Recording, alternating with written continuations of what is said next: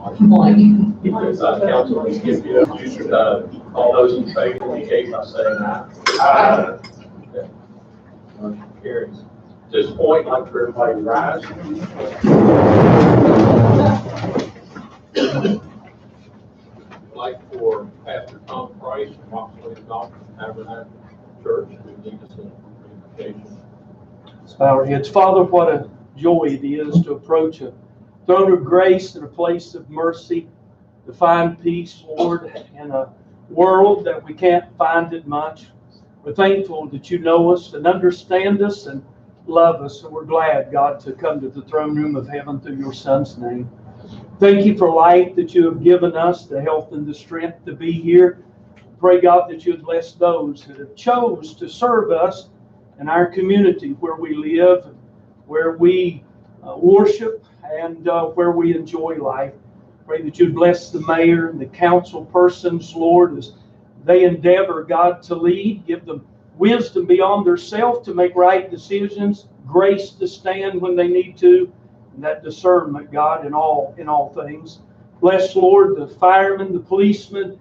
Bless them in their efforts as they protect us. And God, just bless us all, one and all. Father, men, women, boys, and girls, as we look to you and praise you in the name of Jesus.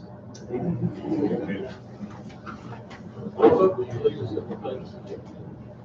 I pledge allegiance To the flag of the United States of America and to the republic for which it stands, one nation, under God, indivisible, with liberty and justice for all.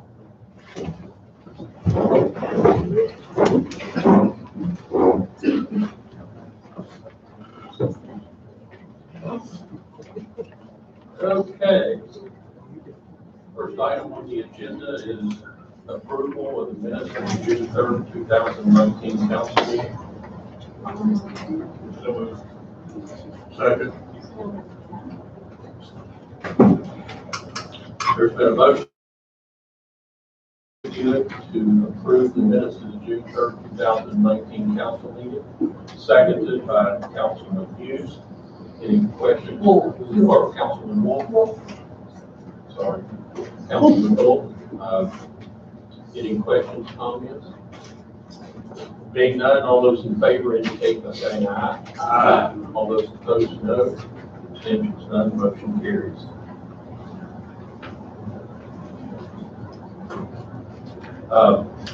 Next item on the agenda, I guess we'll have Deputy Fire Chief Berger. Hey. I'm not going to call you Bowers tonight. Somebody said you was going to punch me next time I did that.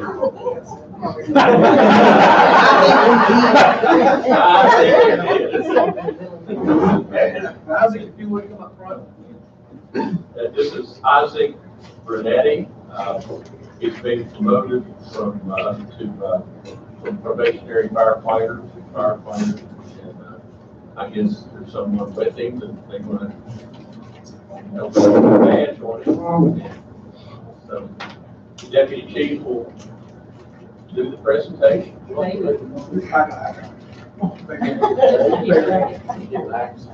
Isaac came to us about a year ago.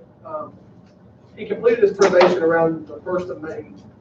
In that year probation, you spend a few months on straight days trying to learn the area, learn the truck, build shift, and then throughout that time, you're still taking tests. Again, keep on learning the area and the trucks and how we operate. And he has always scored fantastic, way above, what a lot of people score. Isaac's been a huge asset to this department. He can work on just about anything with a motor. He saved the city a lot of money working on small equipment and some of the trucks. We're very proud of him, and I'm honored to present you with your firefighter shield.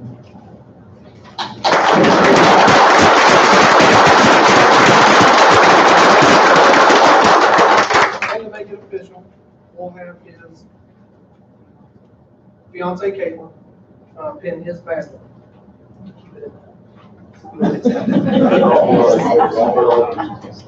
Oh, sticky before.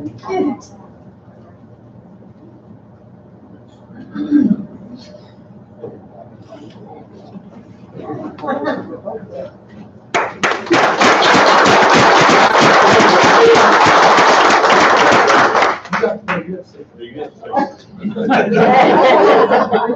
you guys, thank you, firemen, or all the officers, everything like that, for the opportunity to just be here with you guys. I really appreciate the training and the effort you guys put into it. Thank you.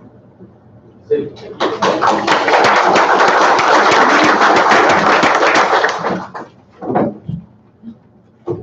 The next item on the agenda is the reappointment of Peggy Work to the Dunbar Housing Authority Board. She served on that board for quite some time, so we'll entertain a motion to that effect.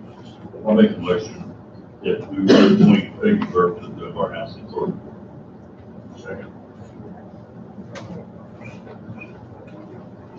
There's been a motion by Councilman Fleshman to reappoint Peggy Work to the Dunbar Housing Authority Board, and seconded by Councilman Scipio.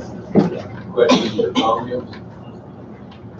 Being none, all those in favor indicate by saying aye. Aye. All those opposed, no. Motion carries. The next item on the agenda is the appointment of, recommended appointment of Barbara Weimer to the Dunbar Housing Authority Board to fill the unexpired term of Amy Smith and to retire for medical reasons. It's a 2-year. I move that we appoint Barbara Weimer to the Dunbar Housing Authority Board to fill the unexpired term of Amy Smith.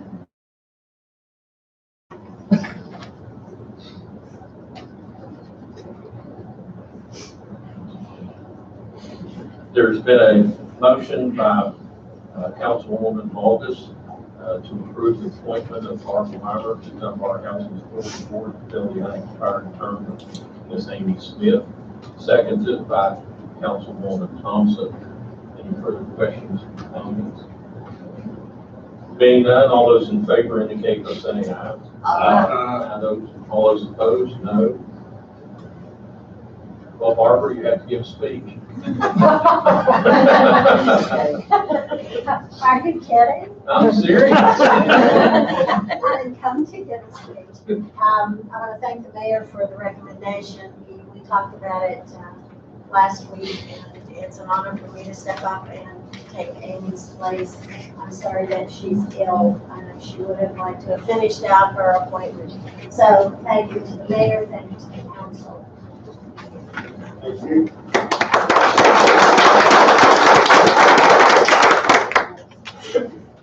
Okay, next item on the agenda is invoices for payment. Mr. Mayor, we have for this period totaling invoices $131,620.38. I move that we pay these invoices. Second.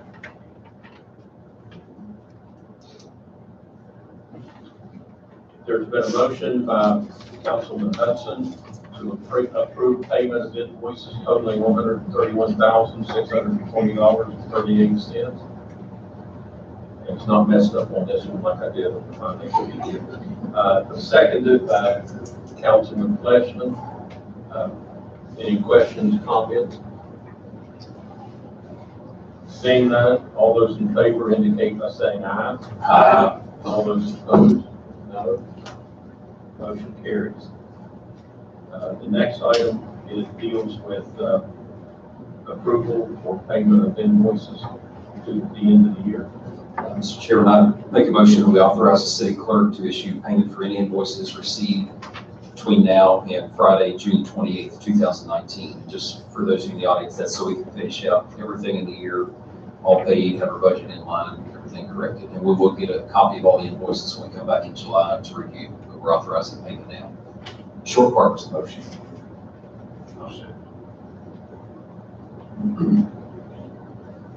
There's been a motion by Councilman Hudson to approve the city clerk to issue payments for invoices received on or before June 28, 2019 to close out this year.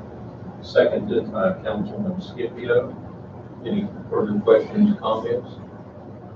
Being none, all those in favor indicate by saying aye. Aye. All those opposed, no. Motion carries. It's really important because if we don't pay them before June the 28th, we pay them after July 1st, they'll come out of these guys' next year's budget, so they'll start off in the hole.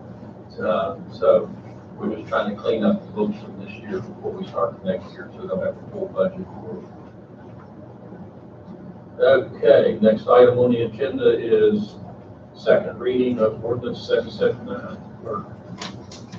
779 is an ordinance to amend section 759.01A, assessments of municipal fees. Make a motion. Second. There's been a motion by Councilman Scipio to approve the second reading of ordinance 779, amending section 759.01A of the codified ordinances of the city of Dunbar, seconded by Councilman Fleshman. Any discussion or comments?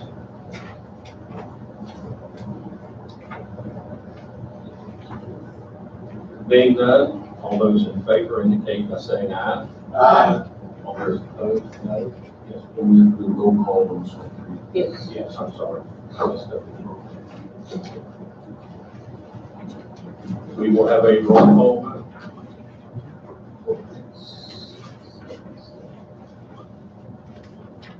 Linda August, Yes.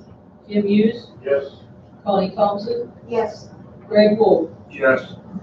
Greg Hudson, Yes. Doug Fleshman, Yes. Mike Scipio, Yes. Steve Arden. Yes. Motion carries. The next item on the agenda is also require a roll call vote, is second reading of ordinance number 780. Ordinance 780, be it ordained by the City Council of the City of Dunbar, West Virginia, that Part 9 Streets, Utilities and Public Service Code, Subpart 951, Refuge Collections, Subparagraph 951.05A, rates of the codified ordinance of the City of Dunbar, West Virginia. So moved. Second. There's been a motion by Councilman Scipio to approve the second reading of ordinance number 780, seconded by Councilman Wolf. Any discussion or comments? Being none, we'll have a roll call vote. Steve Arden, Yes. Mike Scipio, Yes. Doug Fleshman, Yes. Greg Hudson, Yes. Greg Wolf, Yes. Connie Thompson, Yes. Linda August, Yes. Jim Hughes.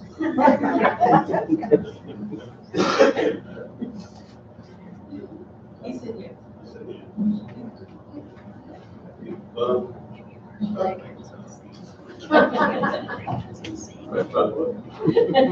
Motion carries. No comment. I have trouble hearing you. Oh, I'm sorry. Can you hear me now? Okay. Okay, next item on the agenda is the first reading of ordinance number 781.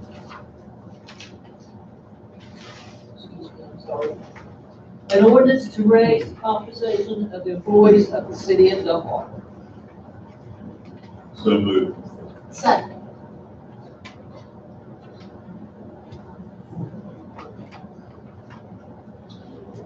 There's been a motion by Councilman Fleshman to approve the first reading of ordinance 781, raising the compensation of all full-time city employees and contracted employees and department heads, seconded by Councilwoman Thompson. Any discussion or comment? Mr. Chair, if I could just make a comment for the audience. This, for the city workers that are non-union, it would be 30 cents an hour. For our director, our department heads, some of those would be an increase of $700 a year because they're an annual salary. And then it's also a contract for, union contract for the fire department and for the police officers. And if you have any questions, feel free to ask any of us about it, but it's pretty lengthy to read through, but it's a renewal of 1 year, their fees, particularly their salaries, and also adjustment in the salary of the police chief in there. So that's what's all included in that.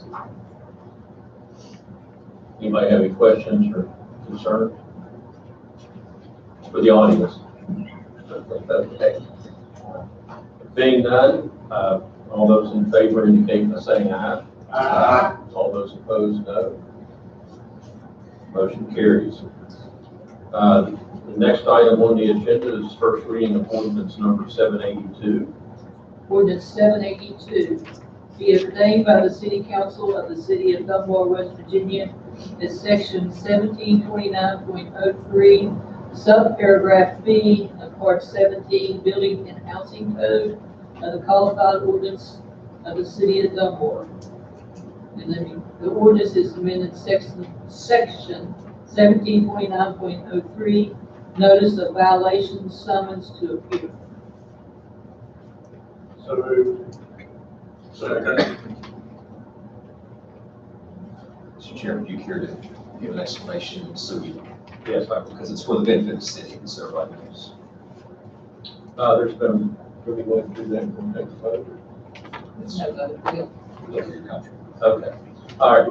Basically, what we found in section 729.03B, there is language in there that says that the building inspector may issue a summons to appear by certified mail return receipt, which there's been some contention in the court system as to whether or not that was complied with, as opposed to what the statute states clearly that it can be posted on the property and that's considered delivery. So we're deleting that sentence from the paragraph saying that if it's posted on your property, it's considered delivery for not mowing your grass. This is for minor violations for grass mowing, trash, garbage cans, so forth like that. Things that can easily be taken care of in 24 hours if somebody puts their minds in it. And then subparagraph I is changing the time of compliance from what our ordinance says from 10 days to 5 days, which gives someone who's on vacation or something an opportunity to comply. So those are the changes that are being proposed under this ordinance to try to speed up the process to get people that just absolutely do not want to comply to be brought into the court system to deal with the judge and have fines and further citations.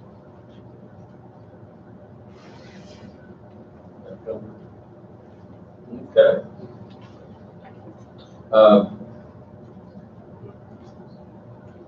There's been a motion by Councilman Hughes to approve the first reading of ordinance 782, seconded by Councilman Wolf. All those in favor indicate by saying aye. Aye. All those opposed, no.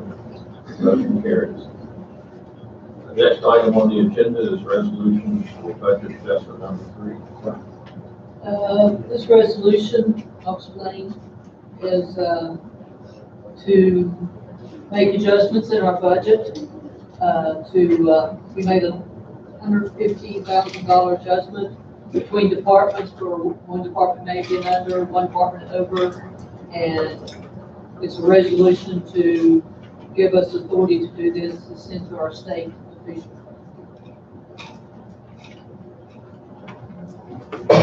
Again, this does not change the total amount, it's just getting all the lines matched up as we come to the end of the year to make it balance out. Make a motion to approve the budget adjustment number 3. I'll second.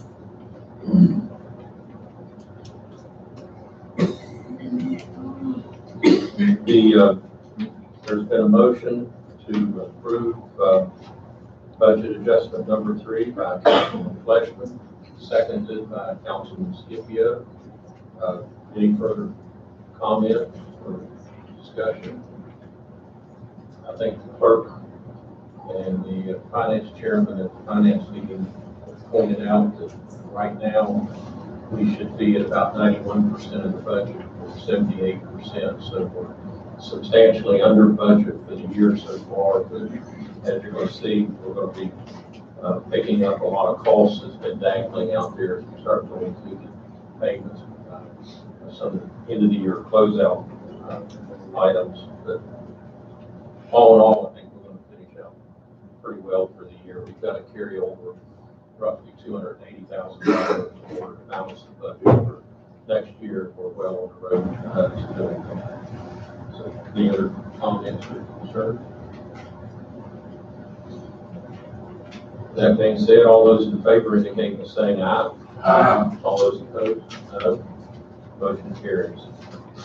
The next item is a resolution to become a participating employer of West Virginia municipal police officers and firefighters for retirement system for municipal paid professional firefighters. You just said it. I said it. I'll make a motion to proceed with that.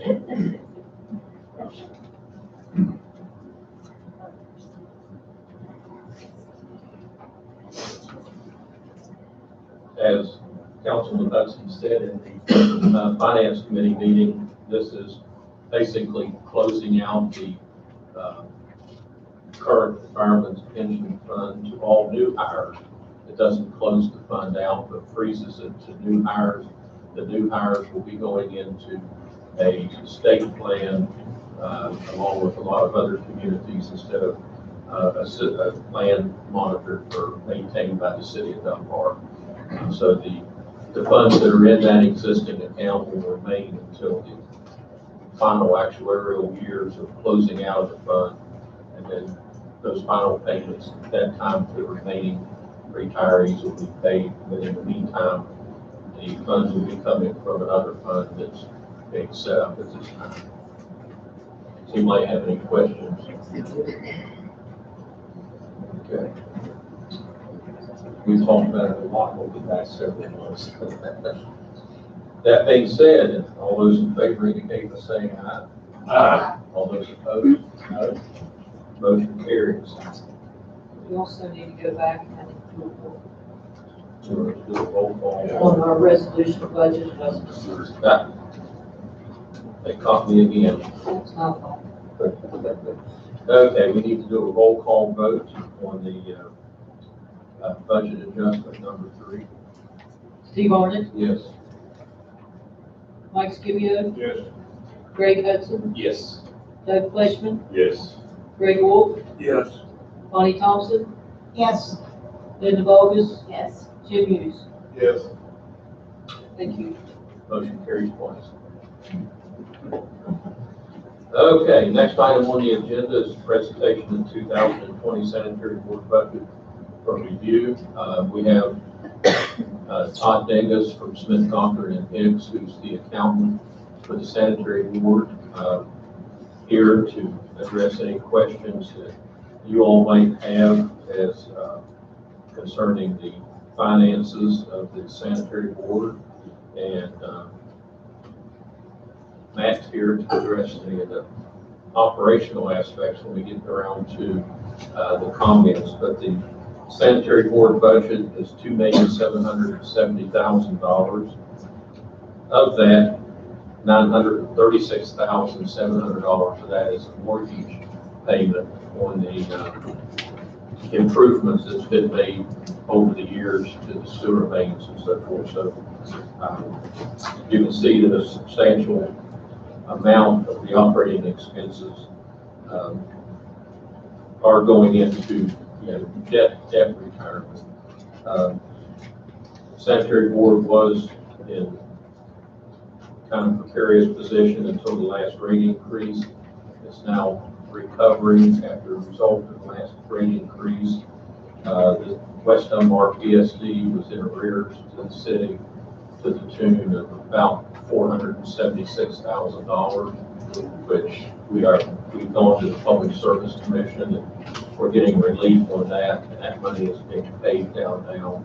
So probably 6 months ago, having $7,000 in our operating budget out of a $2.7 million budget, we're starting to get up to around a $95,000 reserve that we can use to take care of pump repairs and replacements as things break. So it's on the way to the end, and hopefully it will continue to do as it's done so far in the last couple of months. So I don't know if any of you all have any questions concerning that.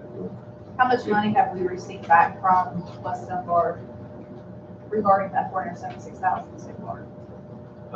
The Public Service Commission has set it out that it's it equates to, they have to pay back $476,000 within a 3-year period of time. And we're just now, that rate went into effect in November 19th. So we're just right on the cusp of that money coming in. But the rates have been raised down there and the revenue's coming in on a regular basis now. So we don't have a number of how much we've collected so far? I'm sorry? We don't have a number of how much we've actually collected so far on that? Oh, how much in arrears? And how much is, have Hey, they collected. collected? How I mean, we we get a month, we get a report, each month at the sanitary board. I mean, I don't have that number right off the top of my head. It's been reduced down to probably $450,000. So, but it's just now starting to go into, really start to pick up. It takes several months from the time you bill the revenue stream to kick in. I think it averages about, what, $14,000 a month.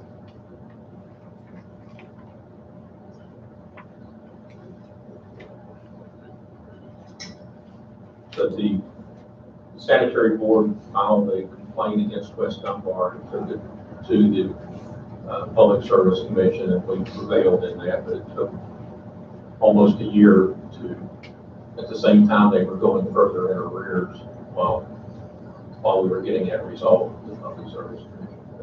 But that's all behind us now. We're moving forward. Any other questions? Anything you want to add? Mayor, I would like to point out that this budget that the sanitary board passed does not include any additional revenue. So there's no rate increase being proposed, and the budget is balanced based on the existing revenues that the system is operating under right now. You want any questions? Okay, it's a non-action item, which is a presentation review by the annual review of the financial position. Next item on the agenda is approval for merit executed agreement with Preston County Senior Citizens, Inc. I move that we give the mayor approval to execute the agreement with Preston County Senior Citizens for the continued employment of 5 Title V workers in the city at the cost of $7,045.80. Second.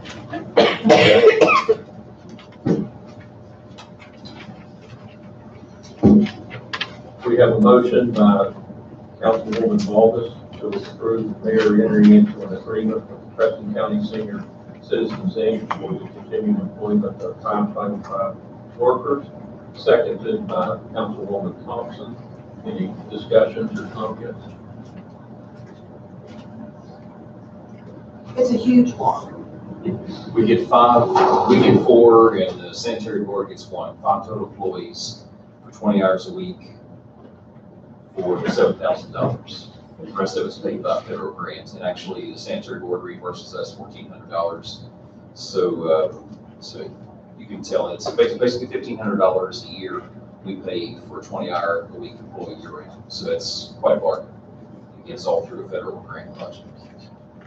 Plus, they're covered under Preston County's workers' compensation, so there's no liability to the city for their employment here. Any further questions, comments? Being none, all those in favor indicate by saying aye. Aye. All those opposed, no. Motion carries. Next item on the agenda is approval of payment in the amount of $2,000 to the Home Rule Board. Make a motion that we approve $2,000 for Home Rule. Steve, There's been a motion by Councilman Scipio to approve payment of $2,000 to the Home Rule Board for the annual payment in accordance with Senate Bill 4, seconded by Councilman Arnott. Any further questions or comments? Being none, all those in favor indicate by saying aye. Aye. Motion carries. The next item on the agenda is approval of the renewal with flood insurance premium in the amount of $3,062. So moved. Second.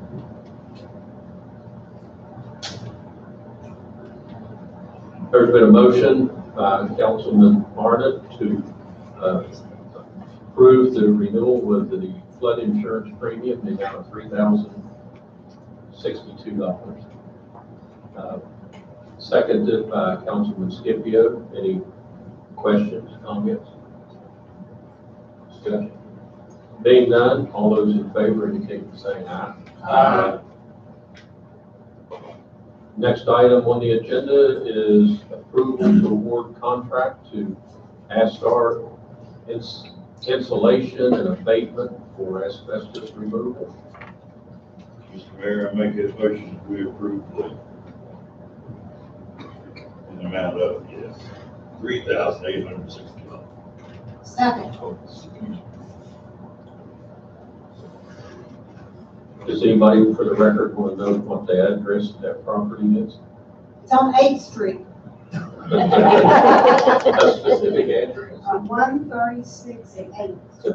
It's on the left-hand side, fifth house down. It's a white duplex that needs to go. Anything else, you? Did I do good? Okay. It's white between two beautifully new remodel houses. There's new houses all around that area that one needs to go. There's been a motion by Councilman Fleshman to approve entering into a contract with Astar Insulation and Abatement for asbestos abatement and removal at 136 8th Street at the cost of $3,860, seconded by Councilwoman Thompson. Any further discussion or comment? Just for the record, note, there were 3 bids given. This was the lowest bid of over right at $1,000. And it's also out of a REAP grant program as well. Hugh? Yeah, under the highest bid, yes. 1,000 under the number 2 bid and 2,000 under the highest bid. Thank you. Any further question or comment?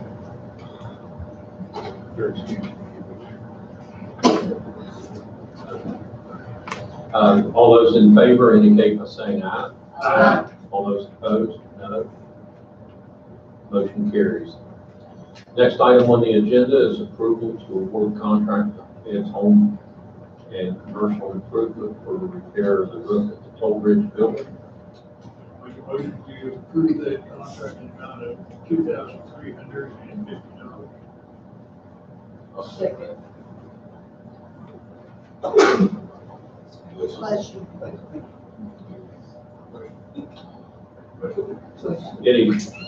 Any question or comment? He said, bless you. It's like,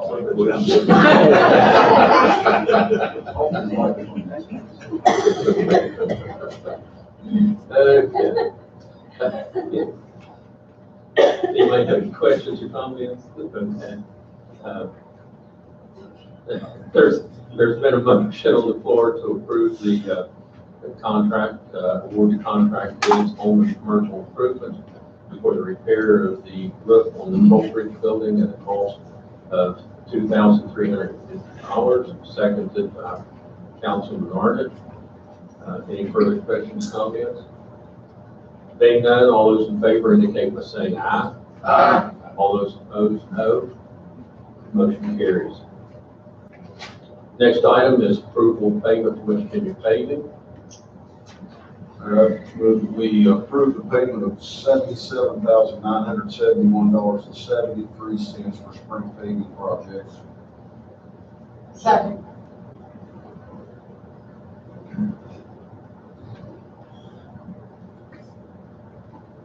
Okay, is there any further discussion or comment?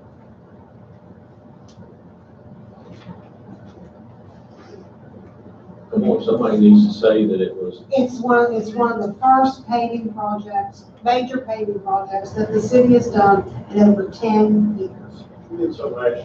We did some potholes. yeah. Patch, but this is the first paving that the city has done since I've been on council since 2009.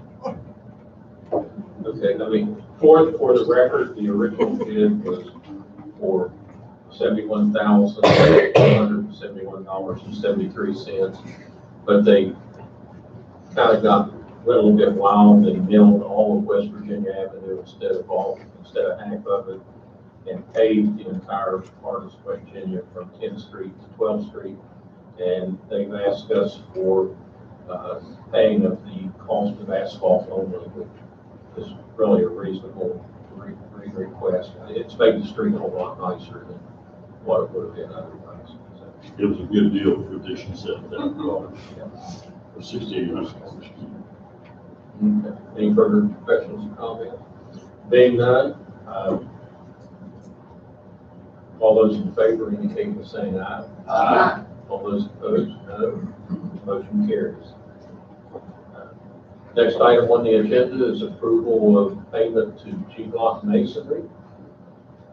Make a motion, we pay G-Block for the restroom, construction out of Monticello Park, $47,400.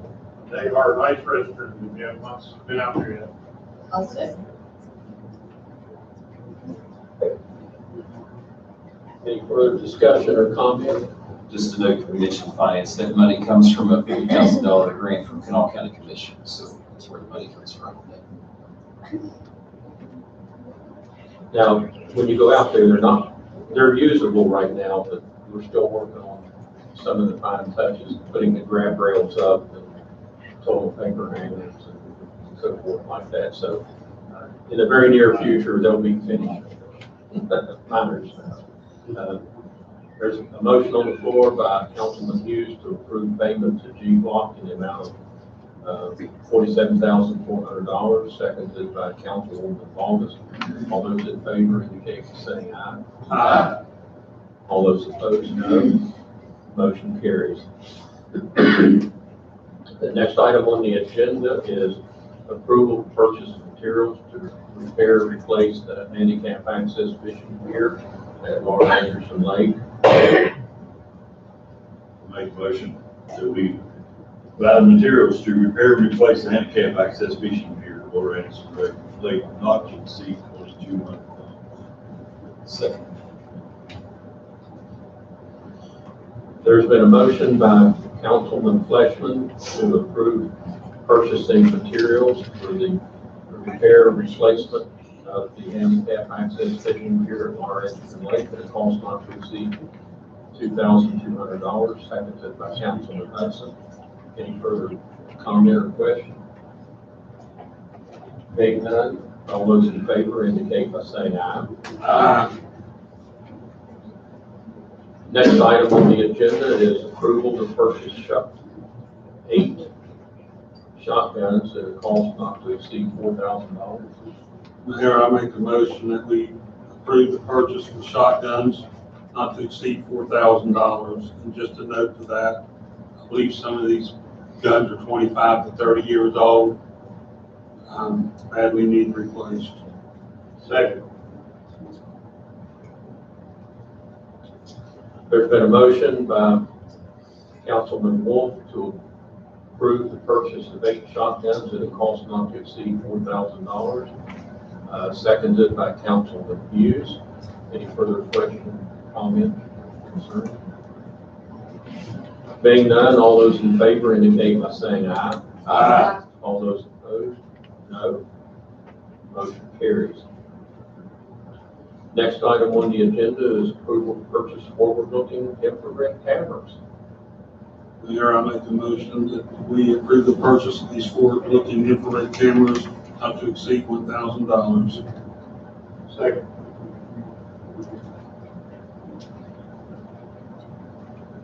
There's been a motion by Councilman Wolf to approve the purchase of forward-looking infrared cameras not to exceed $1,000, seconded by Councilman Hughes.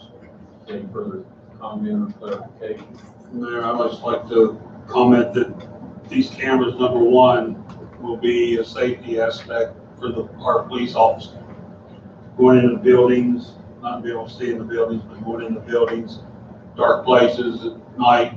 I mean, the number one thing is to protect them in safety.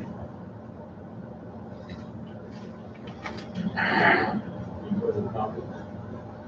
Being none, all those in favor indicate by saying aye. Aye. All those opposed, no. Motion carries. The next item is approval of the emergency repair to the refrigeration unit at the senior center. I move we approve the emergency repair costs at the refrigeration unit senior center. The cost of $1,706.47. Second. There's been a motion by Councilman Fleshman to approve the emergency repair to the refrigeration unit at the senior center at a cost of $1,706.47. Seconded by Councilman Scipio. Any further comment, question, clarification? Being none, all those in favor indicate by saying aye. Aye. And the next item on the agenda is approval to purchase 40 American flag banners for 10th Street, Dunbar Avenue at a cost not to exceed $3,000. So moved. Second. There's been a motion by Councilman Arnott to approve the purchase of 40 American flag banners for 10th Street and Dunbar Avenue at a cost not to exceed $3,000. Seconded by Councilman Scipio. For the record, this will come from monies that were budgeted for the streetscape project that we have underway on. So that's where those funds will come from. Any further questions, comments, concerns? Being none, all those in favor indicate by saying aye. Aye. All those opposed, no. Motion carries. Okay. All right. I don't want you to be late. Okay, reports from officers and committees. We start with Police Chief William Pauls. Good evening, Mayor, Council, citizens, guests. First, I want to thank you all for your support, the mayor and the clerk, and council members, not just for voting yes, but you actually ask questions as to why we need things and what we're doing with it. A lot of people are mad at but we actually appreciate it, knowing you know what we're doing with it once we get it out there. I want to thank the reserves for their response to Kids Day Park Saturday. I believe like 3/4 of the reserve were out there, and no incidents, ability to job parking, traffic, and patrolling area. I want to thank Lieutenant Schaefer, who's standing in the back. He's not only a shift supervisor, he takes care of so much there is in charge of the major crimes that we have, either conducts them or oversees them, along with some of the things we do off the purchases and approval. So we appreciate what you do for the department. The 3 new officers continue the training, 2 of them in phase 2, 1 of them in phase 1, he was hired later. And in May, we had 1,022 calls for service. And that was up last month. We are getting the numbers. So now, if there's questions from anybody. Thank you, sir. Next, Deputy Chief Berger. Mayor, council, citizens, I'll keep this short and sweet. We want to give a special shout out, probably it's all on our Facebook page. But we want to give a special thank you to Belfort Property Restoration. I believe since I came here in 2005, or right after State Farm we had always applied for and gotten a grant from State Farm for smoke detectors. And for the first time this year, we did not receive that. So we reached out, and Belfort was gracious enough to donate some smoke detectors to us. We have a pretty limited supply, so we're trying to hold those for the elderly and maybe people with small children. So if you know anybody that falls into that category, they're available for pickup at the main station. So I'll take any questions anybody has. Have you all considered reaching out to see if you can get some organization to donate replacement batteries? Batteries? Yeah. And just, I mean, if you think about most of the smoke detectors, people, when they start buzzing, they throw them away, and it really just needs a battery, and we could probably save a lot of waste in the landfill if we could. You would think they would do the batteries along with the smoke detectors, but they, I guess if you get a decent 9-volt, it's gonna last probably as long as the detector. They recommend changing those every 10 years. Even though you push the button and it still works, you're just testing the audible alarm. The sensors can and will go bad. If you have pets, pet dander will clog up those sensors and cause them to go off and make you think that it's a battery or something's wrong with it, when really you just have a lot of cat and dog here, maybe get that sensor clogged. And really for a new battery, you can almost buy the jack. They're about $7 or $8. A lot of the new detectors, lithium batteries are sealed, so when it starts leaking, it's got to get shut down. We ran into that with the last set that we got from State Farm. People would bring it by, I'm gonna change the battery, it's because you can't. You would break it trying to do it. Thank you. Next, Sanitary Board Assistant Director, Mr. Matt Dawson. Mayor, council, citizens. Last week, we got one of the 3 inlets replaced up at 2406 Island Avenue, which is located in Mr. Finney's neighborhood. Complaining about those for quite some time, so we plan to get the hopefully for next week. We want you to give me approval to tear down 8th Street. Lots more. Pretty much the yellow one with all the flowers.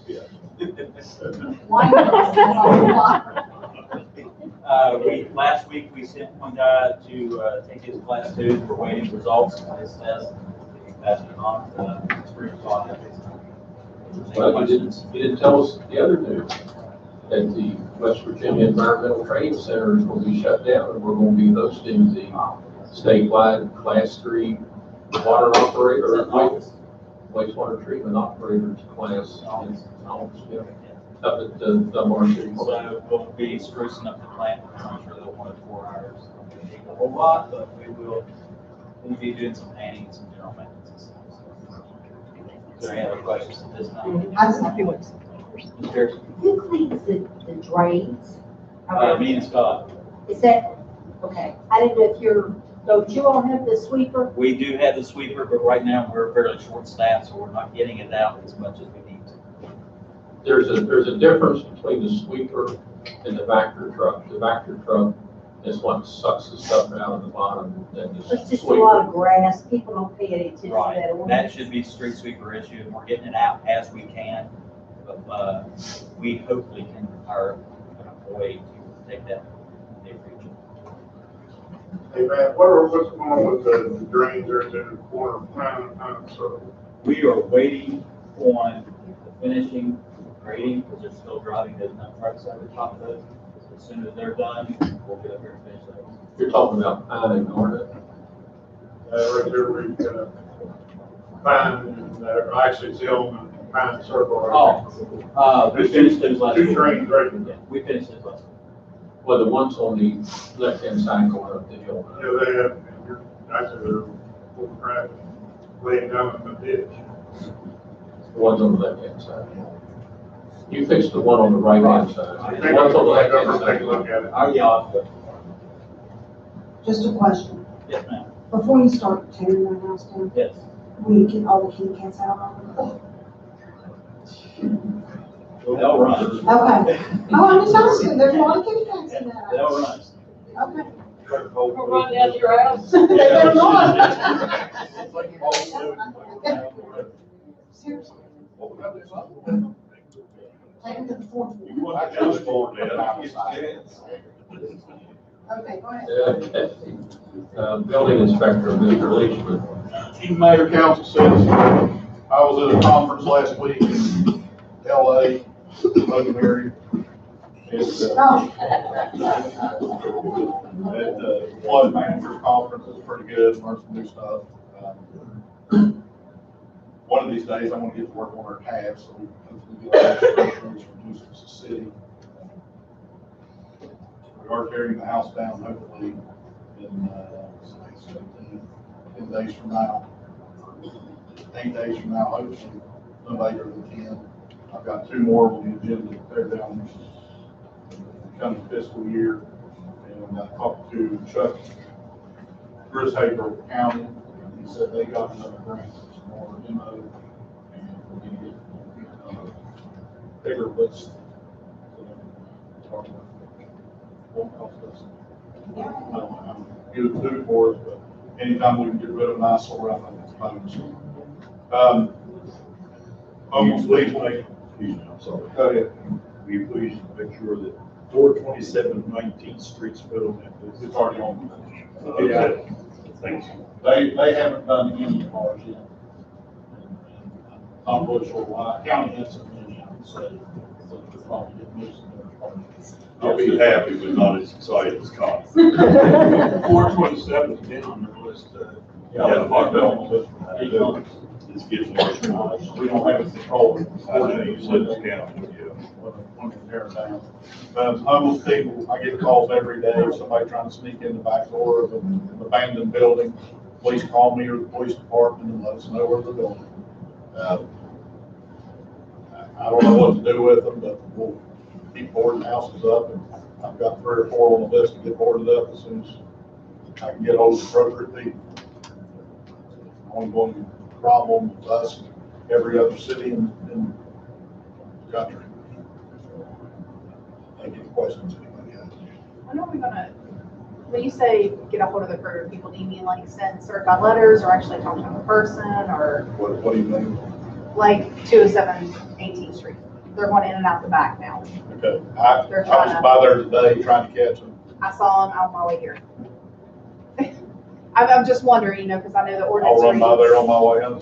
I mean, I know the ordinance reads that certified letter. Or They've already, the tenants have already been notified to stay out of the house. That's one I'm not going to board up because I keep getting complaints. Yeah.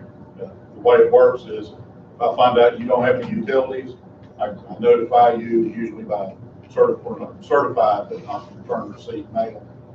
And then if I don't hear back from you on anything, I'll go over and post the house, tell you you have 3 days to get your utilities turned on, 3 business days. If you don't do it by then, I post it as condemned as unfit for human habitation.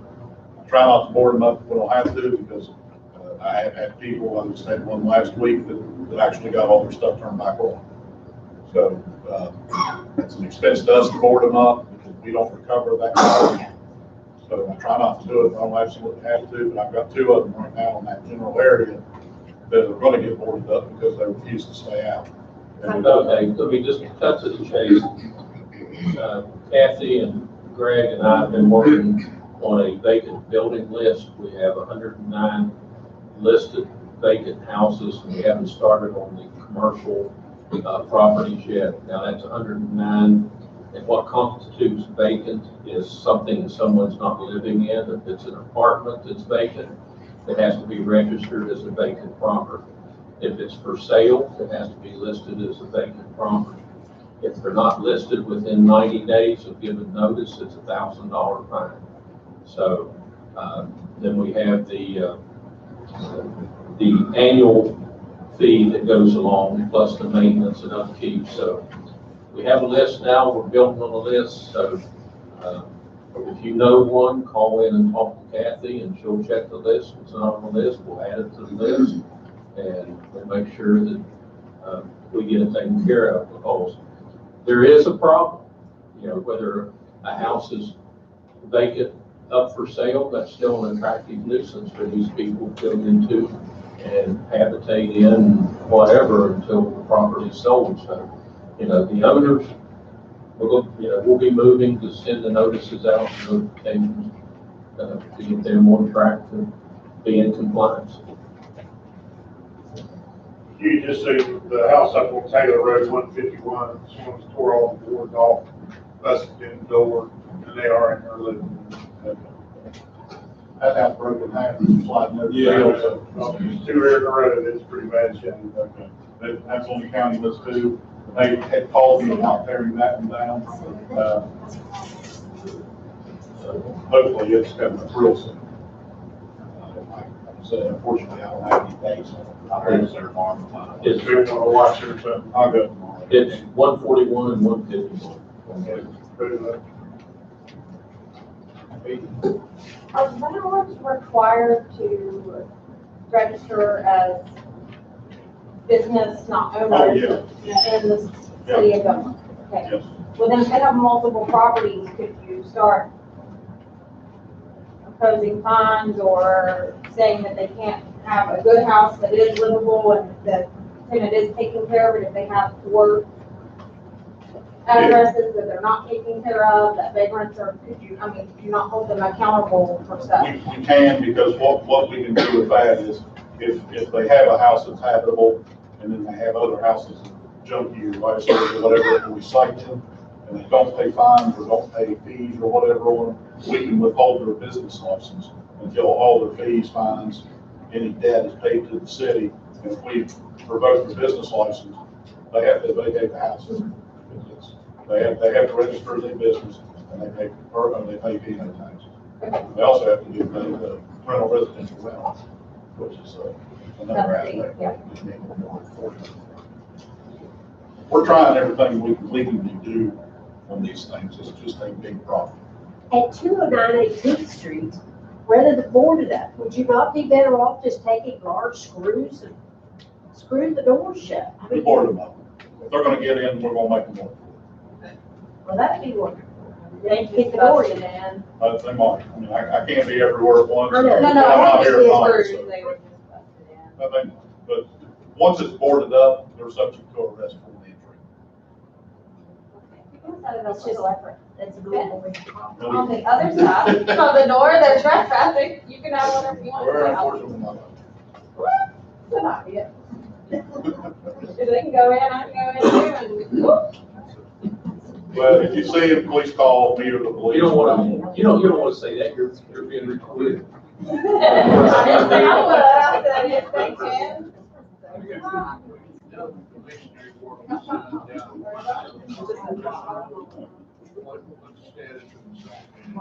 I spoke to him today. He got with Dana, who actually is a concrete guy. They're, quote unquote, working me up a bit. Chuck also talked to another guy. I spoke to the guy that works out of Texas. And my tank, who does concrete work on this, he's going to submit a bid. We gotta get it done. Get somebody to do it or replace it. Okay, next on the agenda is Public Works Director, Mr. Elliott. Mayor, council citizens. I have same old thing, picking up all your trash, picking up all your limbs, working on a few of the potholes when I get a chance, fixing some few alleys. Not much else going on. We worked up at the Wine Cellar Park all last week, trying to get it ready for the weekend and getting the road graded out a little bit up there. So we've got a few projects we're getting ready to start all over town. Main thing is keeping up with all the garbage. Another 150 tons for the last 2 weeks. So they want to average 300 tons a month. And everybody and their brother must be cutting every tree in Dunbar down quite a bit and piling it up in front of their houses because we're picking them up every day and keep on going. So take any questions if anybody has them. God, we haven't a mill machine yet. Do what? We haven't a mill machine yet. They're supposed to be calling me back. I need to call I called 3 other places. Bobcat Advantage starts selling paving equipment now. They have rollers out there, and all kinds of brand new equipment out there. They want to check with them, see what they're doing for stuff. I don't know, but I just got a bunch of it out there now. They go out and buy them. Sure. Oh, I picked up today alone, there was 7 different trees that broke down in the streets and in the alleys that we cut up. Okay. Any other questions for Mr. Elliott? Mr. Jones, Recreation. Want to thank everybody who came out and attended the Kids Day to the park over the weekend. Joanne and the staff and all the volunteers really knocked it out of the park again. Sorry if we had to reschedule the week before, but I mean, you couldn't beat that day we had on Saturday. It was beautiful weather. We had a great turnout. I really want to thank everybody, all the departments, fire department, Scott and his crew. I put you in this time. The official. Yeah, my big one. Police department, reserves. Sorry. Cabela's. I just make sure they didn't shut up. So a big thank you to Bass Pro Shop and Cabela's, and also, what is it, Premier Rod and Gun. Springer Rod and Gun gave us, three new fishing rods and reels. But the mayor, the clerk, and I myself went out to Cabela's a couple weeks ago, and they ended up giving us over 80 rods and reels to give out to the kids. We've been putting them together for about a week or more, putting them together. But you know, it had a good turnout. The bubbles was a hit. Want to thank everybody that came out for that, especially the volunteers. Other than that, you know, pool was open, going good. Thank you for sanitary board coming out over the weekend for helping that and today, getting us back up and going. We're kind of just pool season right now. It's time to start working on Fall Festival, which will be the third weekend and third full weekend in September. So that's what we'll be concentrating on for the next few months. Pool's back open now 7 days a week, 12 to 7 every day.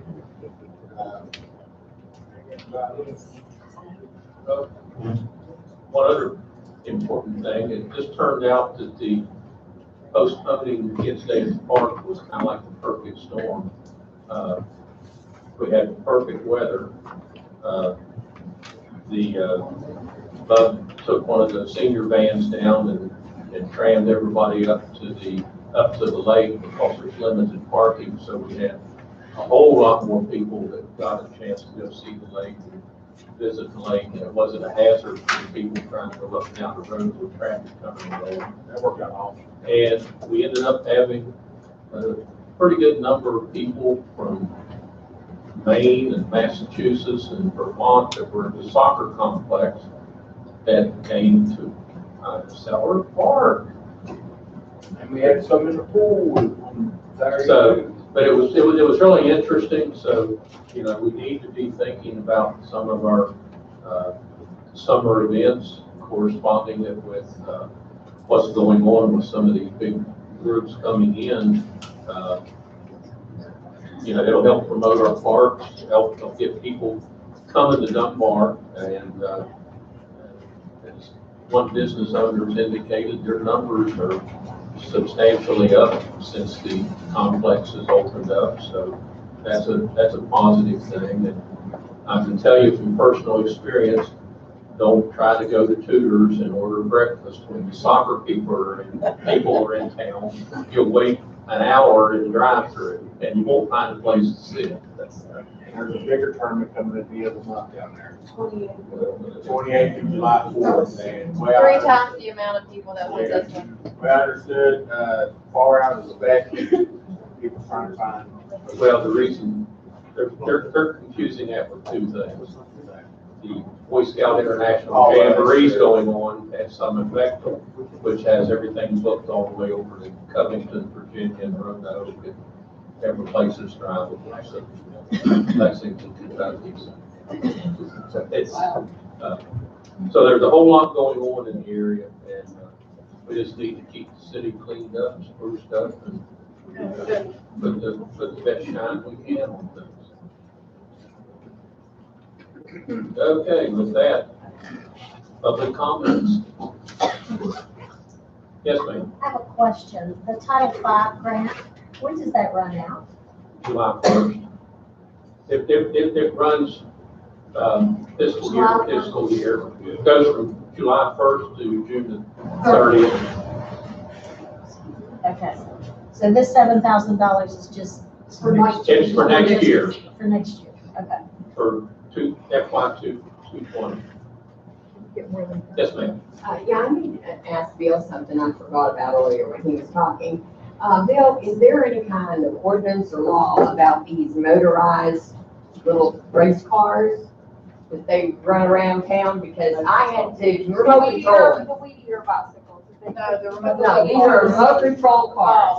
They're like little, they're doing it on Dunbar Avenue, and I had to slam my brakes on to avoid hitting it. Nothing right, it's like a remote control. It's like a remote control little race car. It's about that big. And he was on Dunbar I Avenue. don't know of any ordinance on that. There's an ordinance about placing dangerous materials in the roadway, like broken glass bottles. Well, that can cause a bad accident, because like I said, I had to slam my brakes on to avoid the car, and if somebody had been behind me, they'd have hit me. If you give me a specific address now. They were on Dunbar Avenue, and he was between 19th and 21st Street, and there was a black gentleman. He lived there? Is he there? He's on Dunbar Avenue, and the car's only about that big, so, you know, unless you're watching real carefully, which I happen to be doing, I had to slam my brakes on to avoid it. And he does it at night. Yeah, well, that's, I think so everybody's seen it then. Yeah, it's dangerous.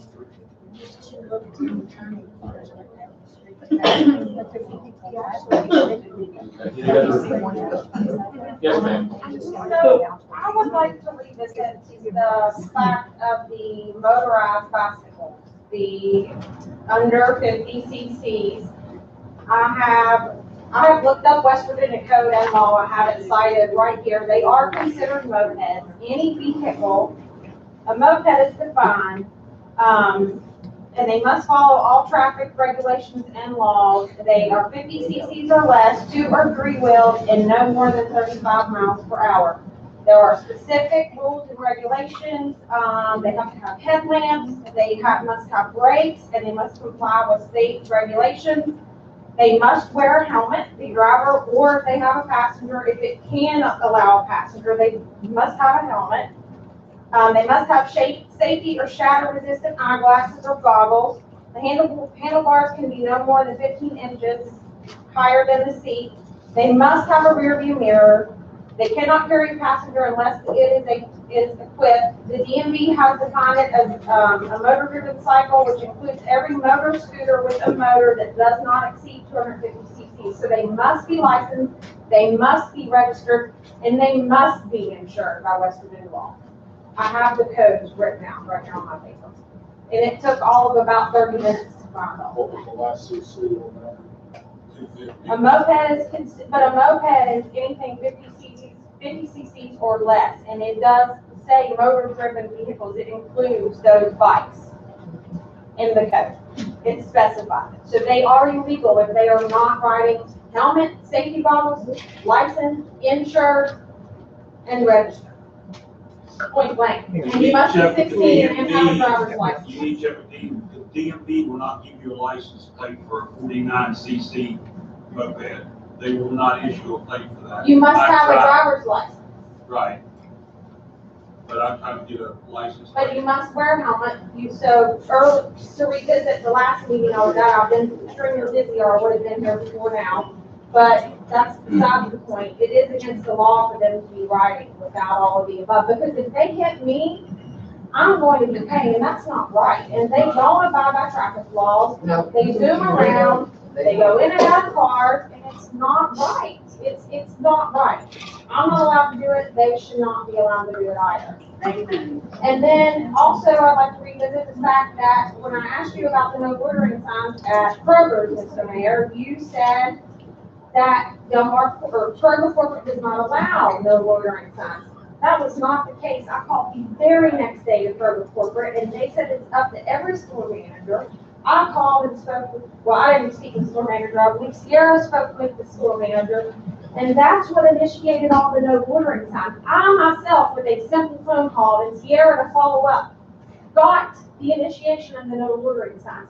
That was a simple task. Actually, we've been in touch with Ed Carr for a considerable amount of time, working on getting the whole property posted. And there's been a lot of rhetoric going back and forth, which is contrary to what we've been trying to work on with him. Zamias owns the property, not Kroger. So Zamias Kroger's can put their own no loitering. inside their store. Outside belongs to Zamias, which we are working on that.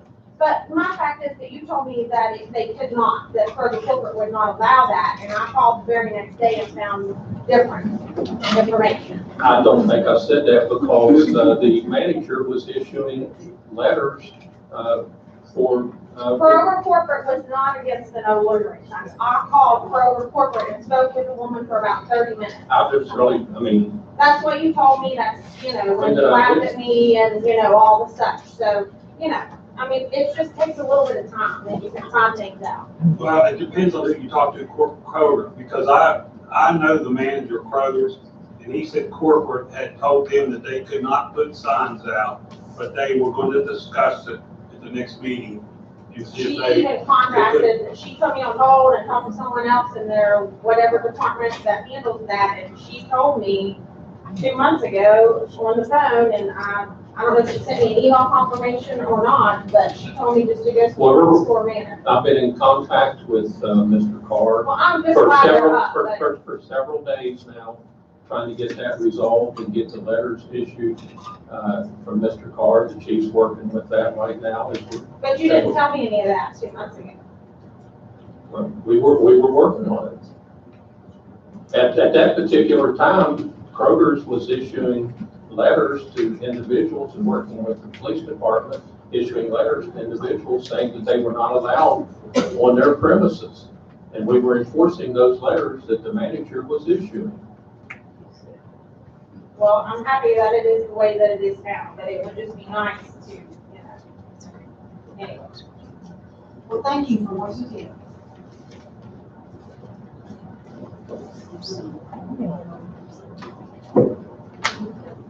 Okay. Ma'am, you have a question? What? One of us. Okay. I have a question. Tonight, after work, we helped a neighbor clean up yet another place where someone was sleeping. She has like an overhang from her house, and it just got worse and worse. We picked up probably 4 or 5 blankets, we picked up clothes, we picked up needles. Let's say that it would have laid there and the building inspector would have found it. Would that homeowner been responsible for that? Because it's on her land, even though she didn't do it? And one of those crackheads that are running around is doing this? Yes. So they have more rights than us? No, the property owner is responsible for the maintenance of their property. If she knows people were sleeping there and she She didn't until we made her aware of it. She goes back there once a week to put her garbage out. Okay. And they probably know. Well, they very well probably do, but once again, the police can't be everywhere, I can't be everywhere. If you think this woman's having a problem, have her put motion lights up. That way if there's movement in the backyard, and put a bell or something in the house so she knows it's active. Or large, or loud. So we have to like walk our audible property device. every day to make sure these people aren't messing with our stuff. Yeah. Unfortunately, yes, because we can't arrest them for being poor. They're not poor, it's not a home, here's the issue.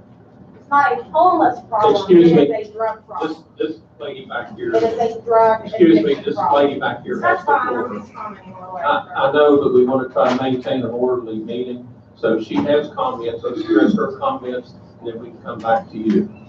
And I will tell you, I work at the welfare office and I deal with these people on a daily basis. They choose to be the way they are. I guarantee it, because when you ask them, they'll say, I had a job, I don't like people telling me what to do, so I quit. They choose to be the way they are. I don't feel sorry for any of them. Nobody's asking you to, ma'am, but there's nothing, we're limited by constitutional constraints on what we can do with it. Okay? Just because you don't have a job or you smoke pot or meth or whatever, if we catch you with the drugs and we can prosecute you, part of the problem is Kanawha County won't do anything to these people when we arrest them. Okay, so they just cut them right back loose. I was a policeman for 24 years. I battled this, Bill's done it, Scott's done it. We do it. We see the same problem you do on a bigger scale. Please watch your property. Please watch your neighbor's property. If you see issues develop, call one of us. We're not turning a blind eye to this, but there's way more of them than there are of us. Well, I agree with that, but I've also been calling for over a year myself. They should know me by my first name. First, I put up with John Keeper and his garbage, and the 22 people that were living in that house with 3 Ran months. them all out. Yeah, finally they're out because Ed came in and had to go to court himself and pay out several $1,000s to get those people out of a house that they were in illegally. He fixed the place up really nice. It didn't cost him $1. Yeah, It did that's not not cost what he, him anything. that's not what he told us, but he's got the place fixed up really nice now and getting ready to sell it. Then I have that garage behind me. It's terrible. It's been a problem, and I've turned in videos. It's been over a year. I do see First police time I go by saw the there. video on that was about 10 days ago. And Now when I post videos, they're taken down posted right our Facebook. on our neighborhood Okay. watch. Posting videos on Facebook or the neighborhood watch doesn't do anything but alert the people who have phones that have internet that they're being watched. If you have issues, call the police. Call 911, call me. One of the police officers in Dunbar did message me, and he has access to that. He was given access to that camera. I said, we'll give you access to the camera. He never accepted it. So how are they going to know they're out there if I don't put them on our neighborhood watch? Call us, save the video, call me, call Bill, call somebody with some authority. I have for over a year, sir. Okay, like I said, the first time I'd ever heard of or seen any video from there was about 10 days ago. And I've been out of town last week for 3 of those days. Like I said, that's Okay, the lady beside you had her hand up. Yeah, the only thing I was gonna say was in reference to the motorized bikes, because the drug dealer goes down my street every day, delivering the drugs. Unfortunately, he knows how to be legal. I'm gonna tell you, he drives down, he has his cap on, he's doing everything that he's supposed to so he doesn't get caught. That's just my opinion. And I know he's flying down my street like way above what he should be going. About 40 miles an hour, I would say, approximately. And I'm waiting for him to hit, I said this in our community watch, I'm waiting for him to hit a child or something. Then somebody's gonna do something then. And that's pathetic, in my opinion, for a child to have, I mean, somebody shouldn't have to worry about that. I have a new neighbor who just moved in, and she has a small child, and she's worried. So I'm voicing for her. Council, comments? Just, congratulations to our new firefighter, Mr. Brunetti. Appreciate your service. Appreciate your family coming out. Also, last, council meeting, I thanked the city for all the help they had in providing the last couple of years and building our new church in Roxland. We had a dedication service planned for Sunday morning at 10 o'clock, like everybody out there, like I said, who has some brochures here, everybody like see. Also, the following week, Monday through Thursday, we'll be having a dedication service to so. Before this last election, we had a bunch of legislators came here and they would do anything and everything they could for the city of Dunbar. They were not elected. So actually got elected.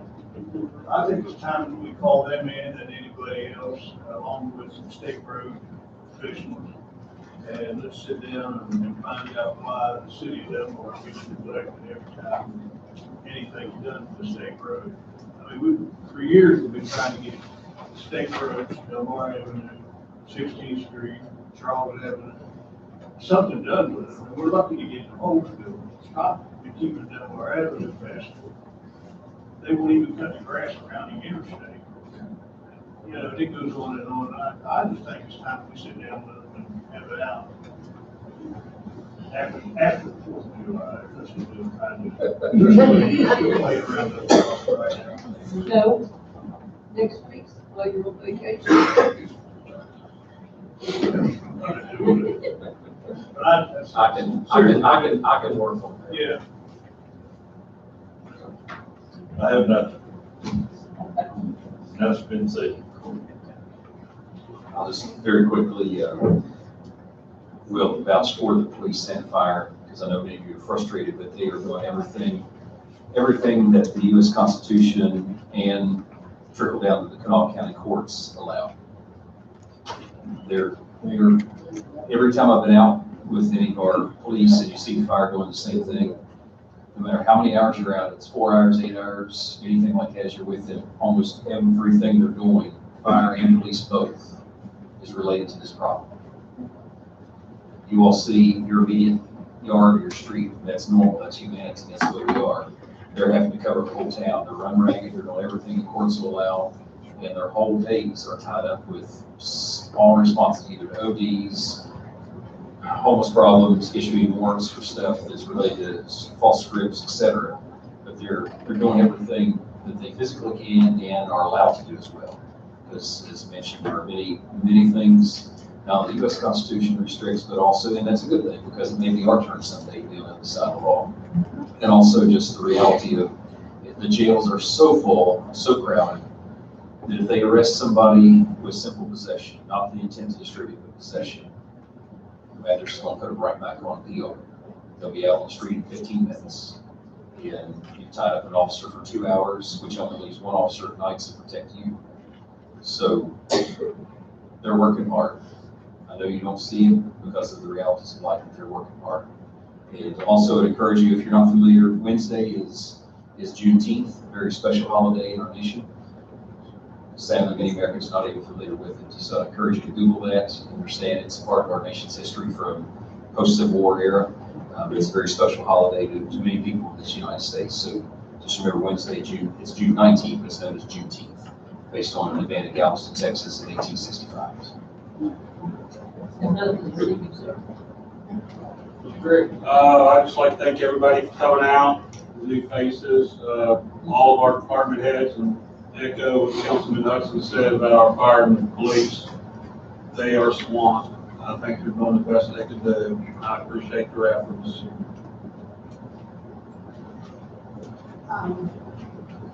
It is an issue for everyone, and if we all work together and call 911, call you, call Brad. I had an instance in my neighborhood last week, the week before last, and that we had boarded up houses. They had unboarded the houses. I got a hold of Greg, got a hold of you. They come up and checked it out, and they had, I don't know who, I never saw anyone. 1 minute, one house was unboarded, 20 minutes later, the other one was unboarded. When Greg went up and looked at it, there was a weed eater and a one of those, 2 or 3 different things. So people had been inside that different house.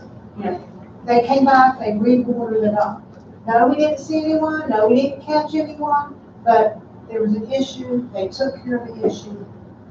You call 911. If in my neighborhood, I see someone I don't know, hey, how are you? What are you looking for? You know, who are you visiting? You know, go out and talk to them. You know, be upfront with them. You know, and if you know a neighbor only goes out to their house, backyard once a week, if you see it, call somebody. They'll come. All right. Kind of on July 11th, the neighborhood watch meetings. We have 2 years, actually, we had over 50-some people here 2 weeks ago to talk about what's going on in our neighborhoods, okay? Chief of Police, you get Lieutenant 101, and Lieutenant Lester, and Lieutenant Schaefer. They're always here, try to answer everybody's questions and concerns.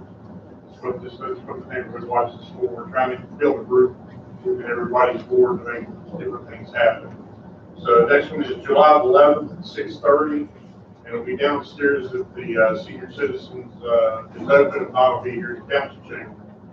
On the 29th of this month, Saturday, the 29th, from 10 to 2, I think they've changed it to Kroger's now. We're having a neighborhood watch, safe community service cookout for raising a little bit of money. And we're having hamburgers and hot dogs over Kroger's, is that right? Kroger's love for y'all to come out and support, or to come out and help get involved with some community stuff. Love to have you. Thank y'all for being here. Thanks for the department. Love you. I've not had any more bear sightings at my house, but I hear he's moved on one of Roxalana. He visited a person's porch, tore up chairs, threw stuff around. So he's still around, or is still around, but hopefully nothing else bad is going on. But just be on the lookout. Be cautious. I want to say something because I've been on the last meeting of Community Watch, but I feel like I need to say it now because I feel like a lot of the comments that I've heard that the Community Watch people or some of the people in the Community Watch are downing the police department, downing the whatever the powers that be, and that is not the truth. Not in my case, and I've been offended by that, to be honest with you, that was said. And I feel like that I'm also being restrained in my First Amendment right of speech, of the way I feel about what's being done, about certain things that are going on, especially like this lady that said about the motorized bike or whatever. Just certain instances. No, I know that the police department is busy. I hear it every day on that scanner.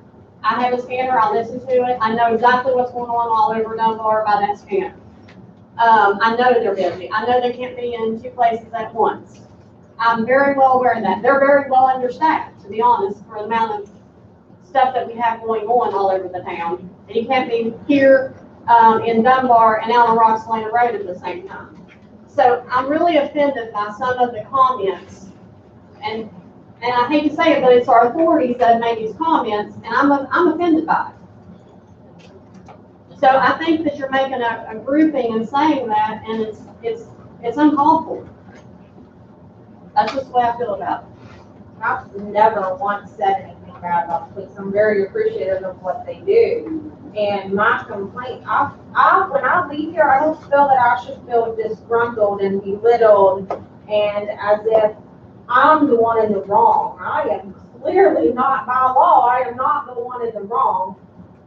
All of the vagrants, drug addicts, homeless are attacking our city, and to not see you at least a little bit frustrated about it or passionate to help fix the problem.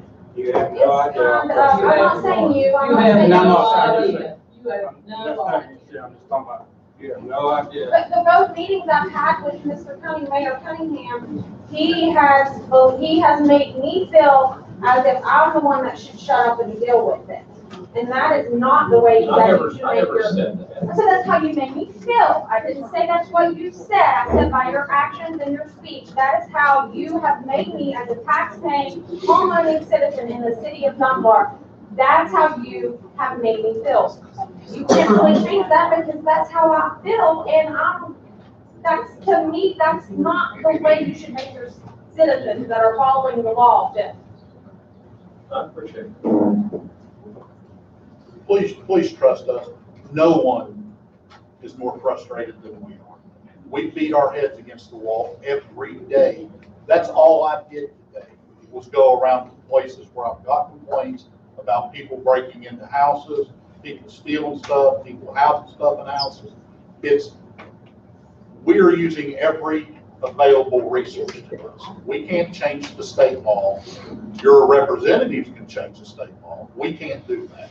We are a home rule city, so we can tweak some things, but by constitutional law, we can't just arrest somebody for being bored or because they're walking down the street or anything like that.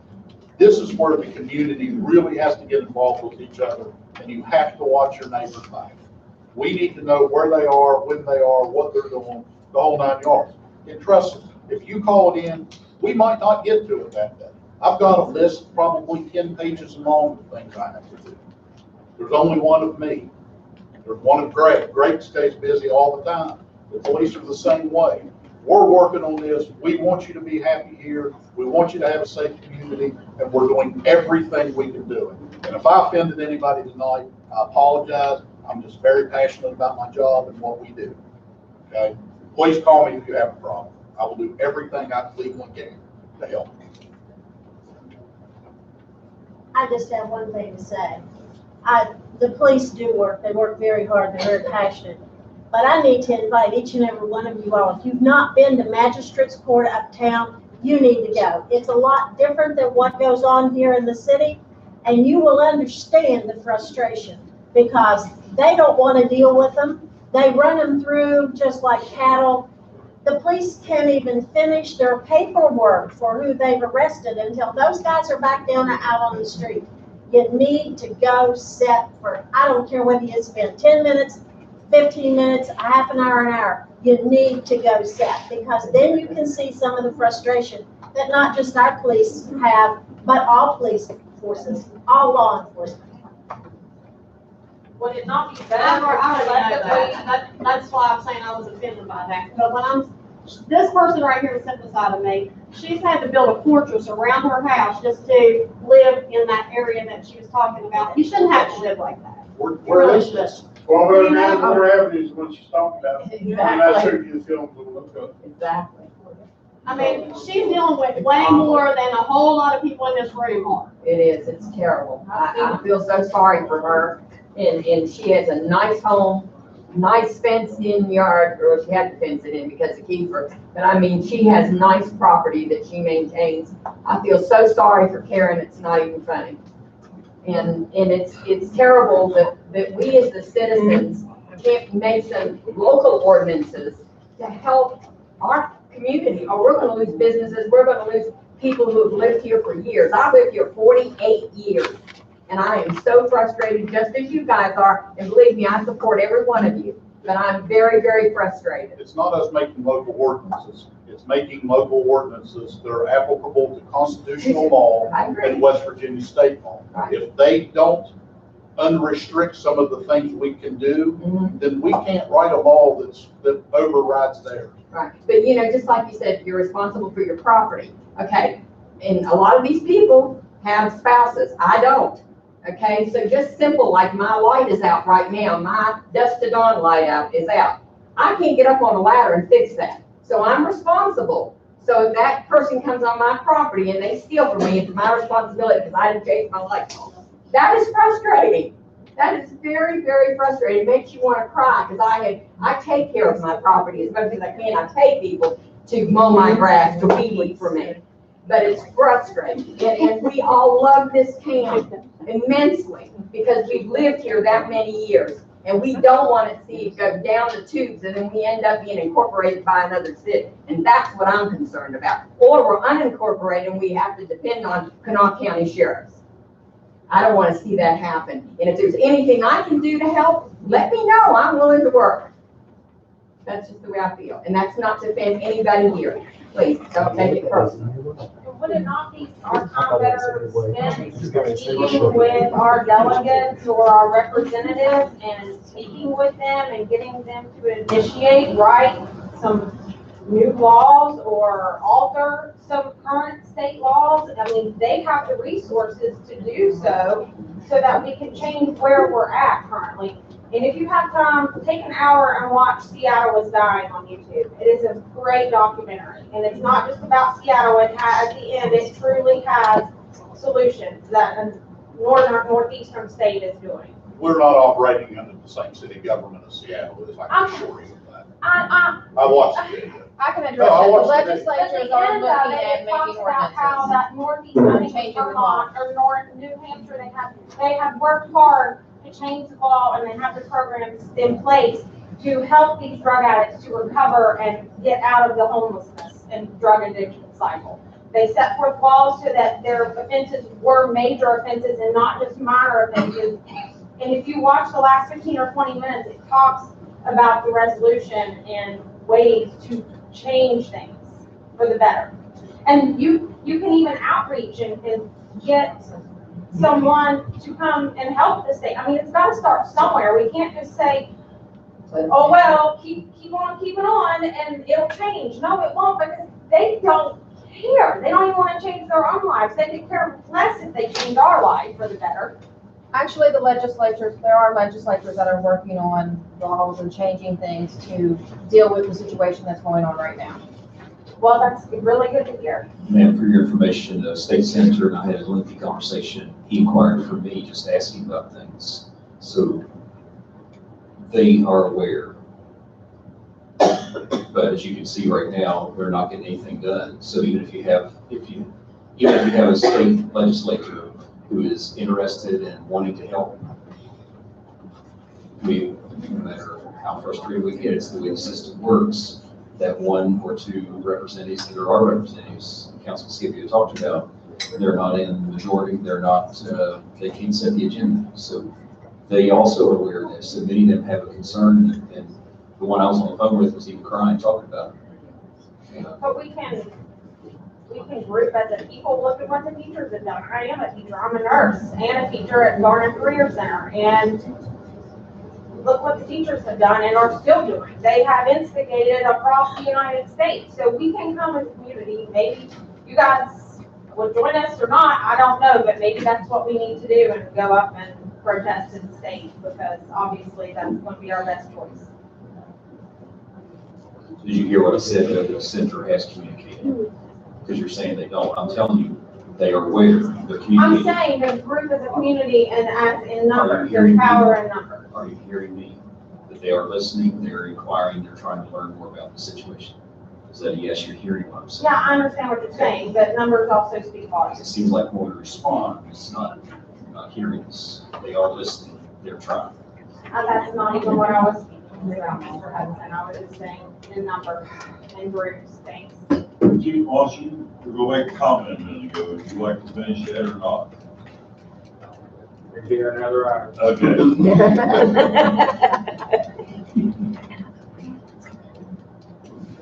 Mr. Mayor, for the good of the order, if there is no other city business, I move with the adjourn this meeting. Second. Sorry